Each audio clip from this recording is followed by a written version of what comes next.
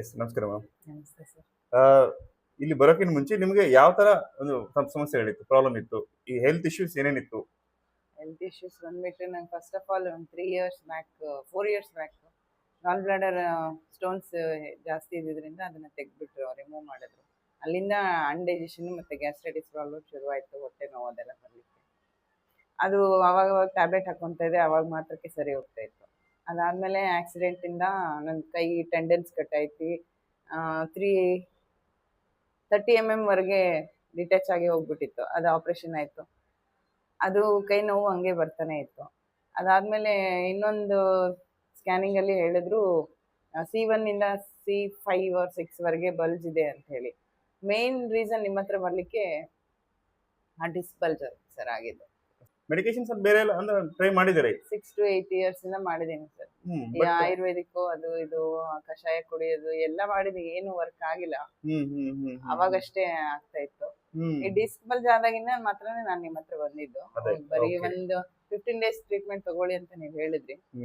But ನನ್ಗೆ result within 3 days ಗೊತ್ತಾಯ್ತು. ನಮ್ ಬಾಡಿ ಎಷ್ಟು ಲೈಟ್ ಆಯ್ತು ಅಂದ್ರೆ ನನ್ ಅಷ್ಟು ಖುಷಿ ಆಯ್ತು. ಆಮೇಲೆ ನೋವಿಲ್ದೆ ಇರೋಂತ ದಿನಗಳು ಕಳೆದಿದೆ, ಎಷ್ಟೋ ವರ್ಷಗಳೇ ಆಗೋಗಿತ್ತು ನನಗೆ. ಇಲ್ಲಿ ನಮ್ಮ ಟ್ರೀಟ್ಮೆಂಟ್ ಹೆಂಗ ಅನ್ಸುತ್ತೆ?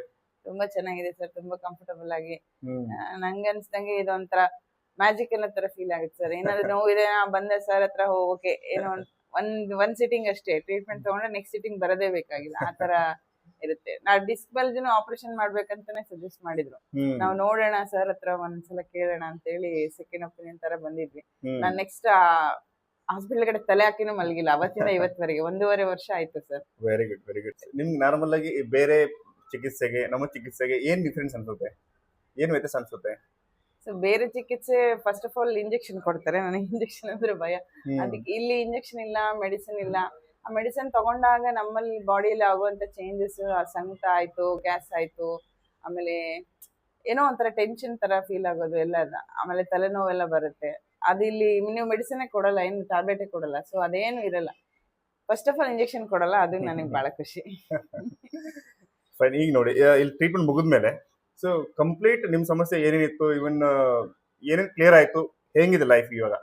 ಸರ್ ಮುಂಚೆಗಿಂತ ನಮ್ಮ ಬಾಡಿ ಫುಲ್ ಲೈಟ್ ಫೀಲ್ ಆಗುತ್ತೆ. ಪೇನ್ಲೆಸ್ ಡೇಸ್ ನಾನು ಎಂಜಾಯ್ ಮಾಡ್ತಾ ಇದ್ದೀನಿ, ಆಕ್ಟಿವ್ ಆಗಿದ್ದೀನಿ. ಪ್ಲಸ್ ಬೇರೆ ಎಲ್ಲ ನಾರ್ಮಲ್ ಆಗಿ ಮುಂಚೆ ತರ ಇನ್ನು ಅಂದ್ರೆ ಲೈಕ್ 10 years ಬ್ಯಾಕ್ ಏನ್ ಇತ್ತು ಆ ಎನರ್ಜಿನೂ ಇವಾಗ ರಿಪೀಟ್ ಆಗಿದೆ ಅನ್ನೋ ತರ ಫೀಲ್ ಆಗುತ್ತೆ. ಕ್ಲಾಸ್ ಆಗುತ್ತೆ ಅಂತ ಹೇಳಿದ್ವಿ, ಸೊ ಅದ್ರ ಬಗ್ಗೆ ಏನ್ ಹೇಳ್ತೀರಿ? ನಮ್ಮ ಟ್ರೀಟ್ಮೆಂಟ್ ಅಲ್ಲಿ ಈಗ ಬೇರೆ ಬೇರೆ ಕಡೆ ವೇಟ್ ಲಾಸ್ ಗೆ ಎಷ್ಟು ಕಷ್ಟ ಪಡ್ತಾರೆ, ಏನ್ ಟ್ರೀಟ್ಮೆಂಟ್ ಇದೆ? ಸೊ ನಿಮ್ ಡಿಫರೆನ್ಸ್ ಹೇಳಿ. ವೇಟ್ ಲಾಸ್ ಗೆ ಬೇರೆ ಟ್ರೀಟ್ಮೆಂಟ್, ನಮ್ಮ ಟ್ರೀಟ್ಮೆಂಟ್, ರಿಸಲ್ಟ್ ಟ್ರೀಟ್ಮೆಂಟ್ ಹೇಗೆ, ಏನು? ರಿಸಲ್ಟ್ ಅಂತೂ ಇಮಿಡಿಯೇಟ್ ಸರ್, ಲೈಕ್ ಸ್ವಿಫ್ಟ್ ಅಂತಾರಲ್ಲ ಹಂಗೆ ಇಮಿಡಿಯೇಟ್ ರಿಸಲ್ಟ್ ಇರುತ್ತೆ. ಬಟ್ ಸೈಡ್ ಎಫೆಕ್ಟ್ಸ್ ಏನು ಇರಲ್ಲ, ಮತ್ತೆ ಕಾಸ್ಟ್ಲಿ ಇರಲ್ಲ, ಅದೊಂದು. ಮತ್ತೆ ಟೈಮ್ ಜಾಸ್ತಿ ಕನ್ಸ್ಯೂಮಿಂಗ್ ಇರಲ್ಲ, ಅದು ಅದನ್ನ ತಯಾರ್ಸಕ್ಕಾಯ್ತು. ಈಗ ಯಾರಾದ್ರೂ ಮಾಲ್ಟ್ ಕುಡೀರಿ ಅದು ಇದು ಅಂತೆಲ್ಲ ಹೇಳ್ತಿರ್ತಾರೆ ಬೇರೆ ಕಡೆ, ಒಂದಿಷ್ಟಿಷ್ಟು ಬೊಕ್ಸೆ ಫುಲ್ ಟ್ಯಾಬ್ಲೆಟ್ ಹಾಕೊಳ್ಳಿ ಅಂತ ಹೇಳ್ತಿರ್ತಾರೆ. ಅದ್ ಯಾವ್ದು ಇರಲ್ಲ ನಿಮ್ಮ ಇದ್ರಲ್ಲಿ, ಡಯಟ್ ಫಾಲೋ ಮಾಡೋದ್ರಲ್ಲಿ. ಸೊ ಹಂಗಾಗಿ ನಮ್ಗೆ ಅದು ಫಾಲೋ ಮಾಡೋಕ್ಕೂ ಈಸಿ ಇರುತ್ತೆ, ಪ್ಲಸ್ ಟೈಮ್ ಕನ್ಸಂಪ್ಷನ್ ಕಡಿಮೆ ಇರೋದ್ರಿಂದ.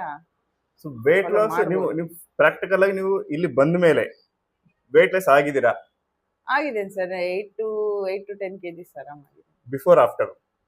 ಹಾ ಸರ್, ಇಲ್ಲಿ ಬರಕ್ಕೆ ಮುಂಚೆ ಇವಾಗೂ? ಹಾ ಸರ್, 8 kgs ಮಿನಿಮಮ್ 8 kgs ಆಗಿದೆ. ಸೊ ಇದು 8 kgs without medicine, without any ಏನು ಡಯಟ್ ಇಲ್ಲ, ವಿತೌಟ್ ಪ್ಲಾನ್. ಇದು ನಿಮ್ಗೆ ಬಿಲೀವ್ ಅನ್ಸುತ್ತಾ? ಹೌದು, ಇದು ಏನು ಅನ್ಬಿಲೀವೇಬಲ್. ಬಟ್ ಆದ್ರೂ ತಗೊಂಡ್ಮೇಲೆ ನನ್ನ ಸ್ವಂತ ಎಕ್ಸ್ಪೀರಿಯನ್ಸ್ ಆದ್ಮೇಲೆ ನಾನು ಬಿಲೀವ್ ಮಾಡ್ಲೇಬೇಕಾಗುತ್ತೆ. ಈಗ ನಾರ್ಮಲ್ ತುಂಬಾ ಜನ ತುಂಬಾ ಕಡೆ ಒದ್ದಾಡ್ತಿರ್ತಾರೆ, ಅವ್ರು ಸ್ಪೆಷಲಿ ವೇಟ್ ಲಾಸ್ ಸಲುವಾಗಿ. Okay fine, other issues.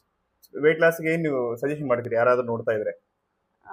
ಎಲ್ಲರೂ ನೋಡ್ತಾ ಇರೋರ್ಗೆಲ್ಲರಿಗೂ ನಂದೊಂದು ಸಜೆಷನ್ ಅಂದ್ರೆ, ಒಂದ್ಸಲ ಇಲ್ಲಿ ಬಂದು ವಿಸಿಟ್ ಮಾಡಿ ಇವ್ರಿಗೆ ಕೊಡುವಂತ ಸಜೆಷನ್ ತಗೊಳ್ಳಿ. ಎಲ್ಲರ ದೇಹ ಪ್ರಕೃತಿನ ಒಂದೇ ತರ ಇರಲ್ಲ, ಒಬ್ಬೊಬ್ರದ್ದು ಒಂದೊಂದ್ ತರ ಇರುತ್ತೆ.